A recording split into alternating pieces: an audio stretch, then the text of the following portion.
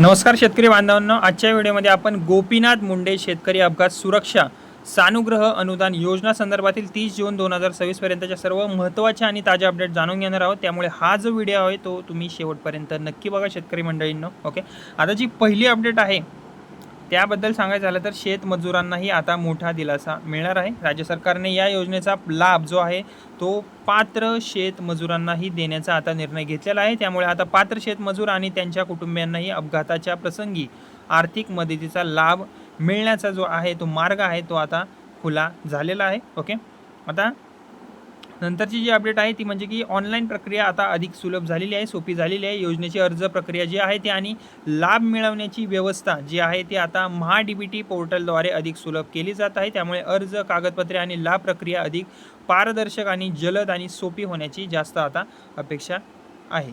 Okay, जेणेकरून होणार काय, लाभार्थी शेतकऱ्यांना मदत लवकरच मिळू शकेल। ओके, आता जी नंतरची अपडेट आहे ती म्हणजे की योजना पूर्वीप्रमाणेच सुरूच राहणार आहे। गोपीनाथ मुंडे शेतकरी अपघात सुरक्षा सानुग्रह अनुदान योजना राज्यात नियमितपणे सुरू असून पात्र लाभार्थ्यांना शासनामार्फत आर्थिक मदत सध्या दिलीच जात आहे।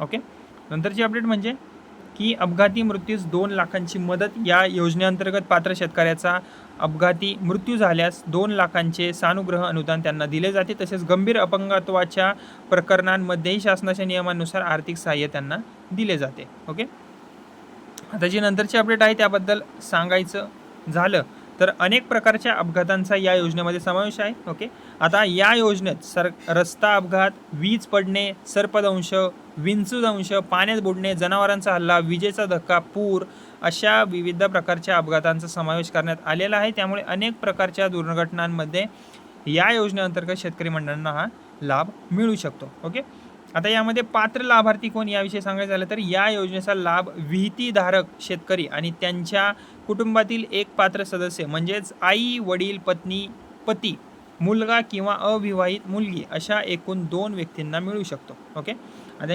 7वी आणि सर्वात महत्त्वाची अपडेट म्हणजे की 30 जून 2026 पर्यंत या योजनेच्या अनुदानाच्या रकमेमध्ये, पात्रतेच्या नियमांमध्ये किंवा लाभाच्या स्वरूपात कोणताही नवीन मोठा अधिकृत बदल अजून तरी जाहीर करण्यात आलेला नाही आहे। मात्र शेतमजुरांचा समावेश आणि ऑनलाईन प्रक्रियेला अधिक गती देण्यावर शासनाचा आता भर कायम आहे। म्हणून सोशल मीडियावर येणाऱ्या अफवांवर विश्वास तुम्ही ठेवू नका, फक्त आणि फक्त अधिकृत सरकारी माहितीलाच तुम्ही प्राधान्य द्या। जर हा व्हिडिओ तुम्हाला आवडला असेल, उपयुक्त वाटला असेल तर व्हिडिओला लाईक करा, इतर शेतकरी बांधवांपर्यंत हा व्हिडिओ नक्की शेअर करा आणि अशाच शेतकरी योजना, कृषी योजना आणि महाराष्ट्र शासनाच्या ताज्या अपडेटसाठी आपल्या या बडी नावाच्या चॅनलला सबस्क्राईब करायला विसरू नका। धन्यवाद।